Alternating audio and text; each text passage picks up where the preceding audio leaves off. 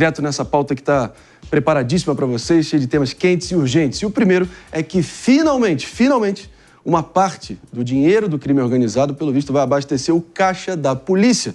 Dessa vez, pessoal, a Justiça decretou confisco da mansão da esposa do notório Marcola, avaliada em 3 milhões de reais, e também de quase 500 mil reais em dinheiro. Todo esse montante, gente, será revertido para investimentos em segurança. Mano Ferreira tem mais informações. Um passo na direção certa, né? Exatamente, Marinho. Muito bom dia. A mansão e o dinheiro foram apreendidos da esposa de Marcola, né?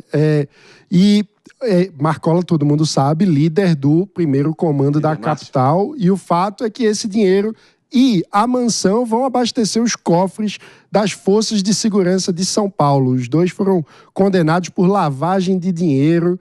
Ela teve de entregar 479 mil reais e a residência avaliada em mais de 3 milhões de reais. Fica num condomínio de luxo em Carapicuíba e a decisão foi tomada pela 5ª Câmara de Direito Criminal do Tribunal de Justiça de São Paulo.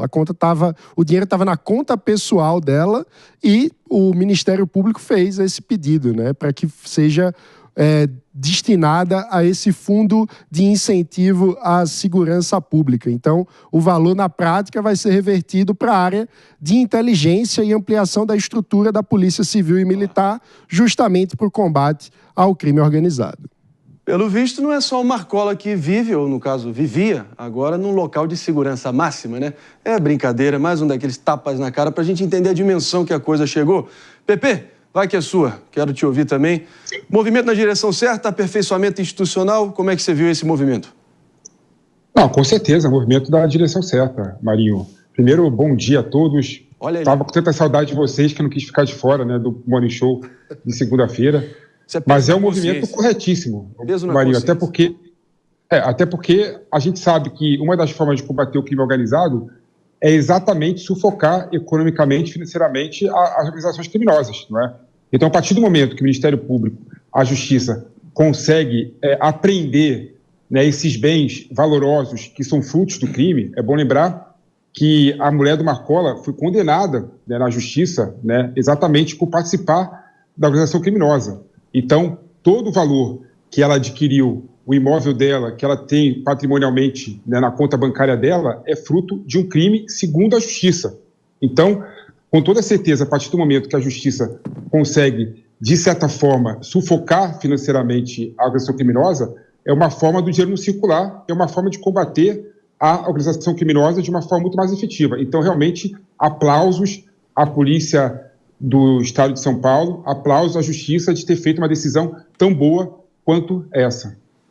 O Marcola e, podemos dizer assim, a Cíntia, né, que é a primeira-dama do PCC, pelo menos a nível honorário, eles se casaram em 2007, tá, pessoal? Isso foi dentro do presídio de segurança máxima de Presidente Prudente, certo? O detalhe, Marinho, é que como ele já estava condenado por todos os crimes, que, enfim, a ficha corrida dele é enorme, sim, dentro das condições do presídio de segurança máxima, o casamento aconteceu sem que eles sequer tocassem na mão um do outro, porque faz parte do protocolo de segurança do tipo de presídio que ele está, a proibição do contato íntimo. Então ele se casou dividido com uma espessa camada de vidro, dizendo sim por meio de um interfone, sem sequer selar o casamento com um beijo, né?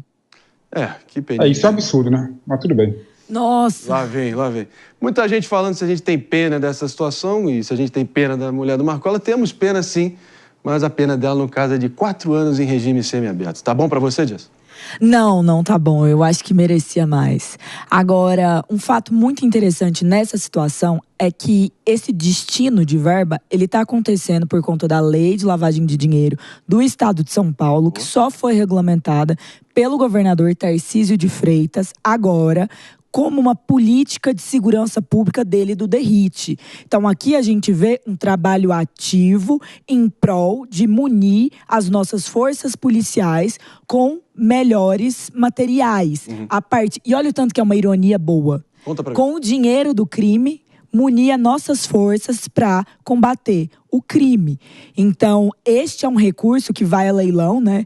Tanto a mansão, o dinheiro obviamente não precisa ir a leilão, mas a mansão vai a leilão. E a partir disso, esse recurso volta para as forças policiais. Então, parabéns, governador Tarcísio, por essa iniciativa. É isso, Aninha? André, sabe o que a gente não falou e é importante falar? Que notícias como essa, elas dão até um quentinho no nosso coração, porque de alguma forma tiram a sensação de impunidade que permeia hoje a nossa vida. Então você vê, poxa, o Marcola, o integrante mais notório do PCC, a esposa dele, mesmo com ele na cadeia, vivendo numa mansão de aí 3 milhões de reais, com 500 mil reais na conta corrente. Então, assim, ela continuou desfrutando de um padrão de vida altíssimo, mesmo já tendo sido declarado pela justiça que isso era fruto do crime. Tirar esta casa dela, tirar o dinheiro dela, e aí, como a Jess colocou, para investir na segurança, é como se fosse um prêmio de consolação para nós, que pagamos os nossos impostos e queremos segurança.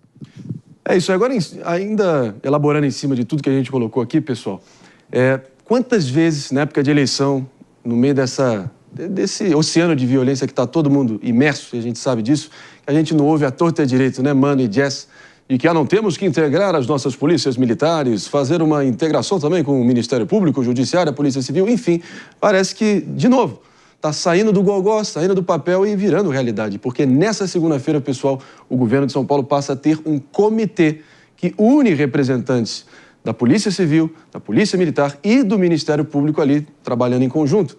E essa medida foi publicada hoje no Diário Oficial e, segundo o governador Tarcísio de Freitas, a ideia é fortalecer, modernizar e deixar a segurança pública cada vez mais eficiente em todo o estado.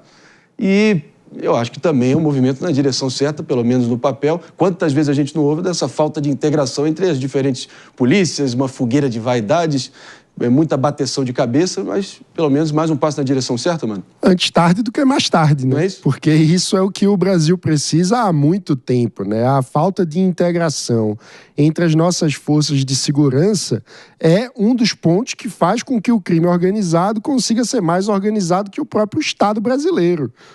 Ainda há muito a se fazer. A gente está falando da integração básica que começa a acontecer dentro do Estado de São Paulo. Nós precisamos integrar as forças de segurança entre os estados no Brasil, porque a gente sabe que o crime organizado não respeita a fronteira estadual. A coisa mais dita, mais falada, mais sabida por qualquer brasileiro é que o crime organizado hoje atua como uma multinacional do crime. Então, além das fronteiras nacionais até, é surreal que a gente não tenha ainda unificado alguns sistemas de inteligência e controle das polícias. Que a gente tenha criminosos que tenham investigação pela polícia de São Paulo e a polícia do Rio fica cega a respeito e vice-versa.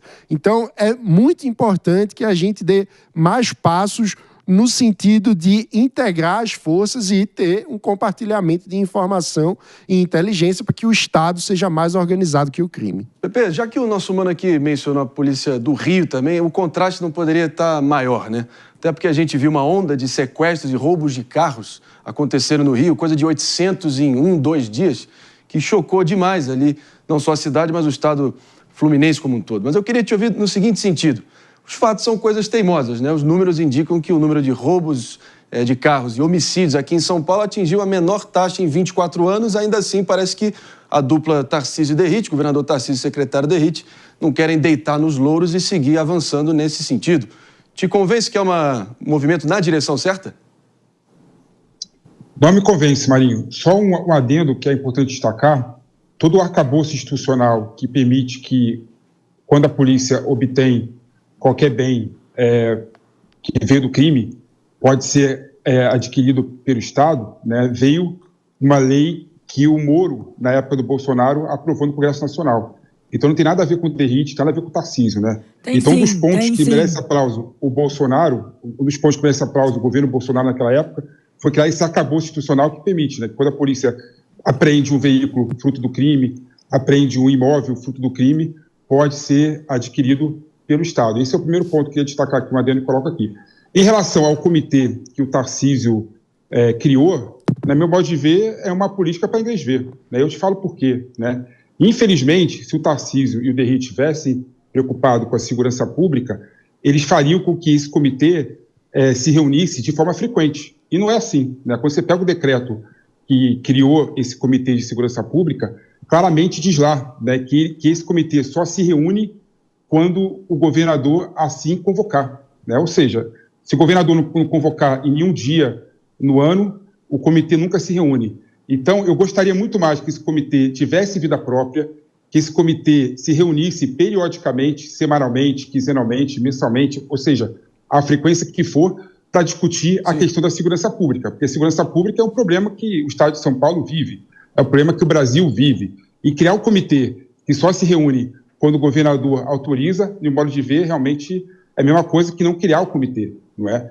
E esse comitê tem uma importância interessante, né? Porque ele permite a reunião de membros da Defensoria Pública, né, que defende os cidadãos hipossuficientes, permite a reunião do membro do Ministério Público, por meio da Procuradoria-Geral do município, PGE, Procuradoria-Geral do Estado, e outros membros, né, que integram o arcabouço de segurança pública, Polícia Militar e Polícia Civil. Mas seria muito mais, no modo de ver, eficiente se o comitê se reunisse de forma frequente e periódica, o que não é o caso. Então, no modo de ver, infelizmente, a criação desse comitê é para inglês ver. Mas é para inglês ver? Será que no meio de tanta omissão, de tanta ineficiência, de tantos casos assim assustadores que a gente vê em sequência e a gente vem reportando aqui dia após dia para vocês, eu duvido que você do outro lado está se sentindo seguro, então qualquer movimento para tentar virar esse jogo, eu acho que é bem-vindo, né, Jess? Não. Números são coisas teimosas, fatos também. Por que você discordou da fala do PP? Não, eu discordei porque o PP falou assim, ó, não tem nada a ver com Tarcísio e com Derrit. Tem sim. Porque a lei aqui da lavagem de dinheiro dentro de São Paulo, inclusive, ela nem é a mesma, ela do Moro, obviamente, parabéns, Moro, pelo excelente projeto, mas a do Estado de São Paulo é desde 98, só que ela não estava regulamentada. E aí, houve um decreto de Tarcísio de Freitas regulamentando este repasse e realmente agora isso irá acontecer, PP. Então eu entendo a sua vontade de parabenizar o Moro, compartilho dela, mas agora seguindo para o que você falou aqui do inglês ver. É para inglês ver, se toda medida, você vive falando que a gente tem que juntar os poderes, ter noções de inteligência e mais, este é um comitê que vai revisar os protocolos de segurança e várias outras questões administrativas das forças policiais. E não conta apenas com as polícias, também contou, porque o Tarcísio é um cara que sabe escutar, com a Defensoria e com a Procuradoria-Geral. Então, assim, o que eles estão fazendo é uma força para compartilhar informações, revisar protocolos e melhorar a segurança pública. Se isso não é caminhar numa direção de realmente endereçar os problemas de segurança da melhor forma possível e tendo diálogo com as variadas categorias, aí realmente eu não sei o que é. E até deixo uma pergunta para o PP. Qual sugestão ele daria melhor ao governador do estado para fazer isso de fato? E como que é possível, mesmo discordando dele em outras questões, não aplaudir esse tipo de iniciativa, que é benéfica, sim, para a democracia? É isso que não, zero benéfica, Jess. E eu coloquei na minha palavra inicial porque que eu acho que essa medida não é boa, né? Porque o comitê só se reúne quando o governador convocar. Então, se o governador não convocar, não vai ter nenhum tipo de discussão de protocolo, nenhum tipo de discussão de políticas públicas de segurança. No meu modo de ver, esse projeto seria muito bom se o comitê se reunisse de forma periódica. Claro que eu quero que haja integração entre a Polícia Civil, Militar, Defensoria Pública, Ministério Público, Procuradoria-Geral do Estado. Claro que eu quero, mas colocar no decreto que esse comitê só se reúne, né, ao bel prazer do governador, isso não é uma política descentralizada de política pública. Isso não é uma política de um governador que quer realmente enfrentar o problema da segurança pública. Então, no meu modo de ver, a solução para esse problema seria o comitê ter vida própria, né? O comitê poderia se reunir periodicamente, né, uma vez por semana, uma vez a cada 15 dias, uma vez por mês, né? Mas falar que o comitê só vai se reunir com autorização e convocação do governador, isso torna, no meu modo de ver, o comitê inócuo, né? Agora, e só um ponto importante destacar, né, que é importante destacar. Toda pessoa sabe, né, que leis de direito penal, quem tem competência é a União Federal. Então, a partir do momento que não tinha uma lei federal regulando exatamente a apreensão de bens, né, que a polícia e a justiça apreende frutos do tráfico e da organização criminosa, né, o Estado não pode regular sobre o assunto. Então, realmente, isso aconteceu e o arcabouço institucional só aconteceu graças, né, aí eu aplauso o Bolsonaro. As pessoas falam que eu não consigo aplaudir o governo Bolsonaro em nenhuma medida. Aplaudo o Bolsonaro nessa criação desse instrumento institucional importante. Depois dessa, vou ficar esperando aí um doce de leite aí no Duty Free para tu trazer para mim depois na volta. Tá me convencendo esse cara aí. Mas com toda a devida seriedade aqui, pessoal, só em nome da precisão, o comitê, a princípio, será formado, Mano Ferreira, por 7 integrantes. Primeiro, o secretário de Segurança Pública, Derrite, naturalmente, o comandante-geral da Polícia Militar, o delegado-geral da Polícia Civil, o controlador-geral do Estado, procuradora-geral do Estado, procurador-geral de Justiça e a defensora pública-geral do Estado.